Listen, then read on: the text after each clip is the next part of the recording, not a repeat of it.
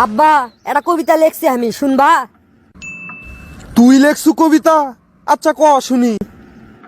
আতা গাছে তোতা পাখি, ডালিম গাছে মৌ, আব্বা আমার সব বন্ধুরই আছে এটা করে বউ। কিছুই করিস না, আমার খাস আমারই পড়িস, আবার বিয়ে করবে চাচ্ছু, দাঁড়া বিয়ে করাচ্ছি তো। 1 2 3 নাচে দিন দিন, ওরা সগলি চাকরি করে, ঘোরে না তোর লাগান সারাদিন। ওই দেখা যায় তাল গাছ, ওই আমাদের গা, চাকরি পাওয়ার পর থেকে আমিও ঘরমো না। আই রে আই টিয়ে নায়ে ভরা দিয়ে, চাকরি পাওয়ার পরেই তো করামো আমি বিয়ে।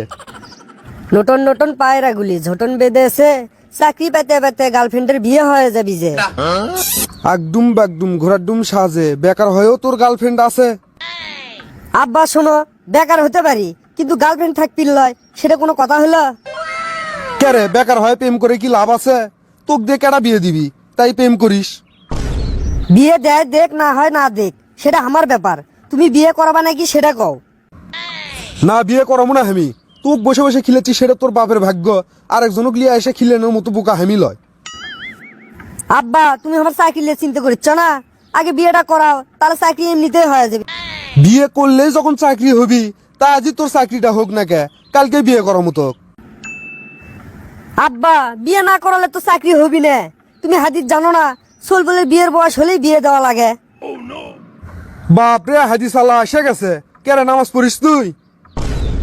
হ্যাঁ আব্বা পড়ি তো, শুক্রবার করে। বিয়ের হাদিস তো খুবই ভালো করেই জানিস, তা 5 ওয়াক্ত নামাজ যে ফরজ, সেই হাদিস জানিস না তুই? আচ্ছা আব্বা, এখন থেকে আমি নামাজ পড়বো। আচ্ছা পড়িস, আর বিয়েটি এখন করান যাবি লয় তোক, আগে নিজের পায়ে দাঁড়া তারপর বিয়ে।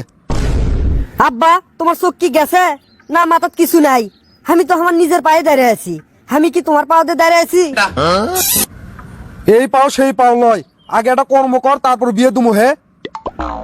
আব্বা এখন যদি বিয়ে না করাও, তাহলে আমার গার্লফ্রেন্ডের বিয়ে হয়ে যাবি যে। বিয়ে হয়ে গেলে হোক, মেলা মিয়া আছে দেশত।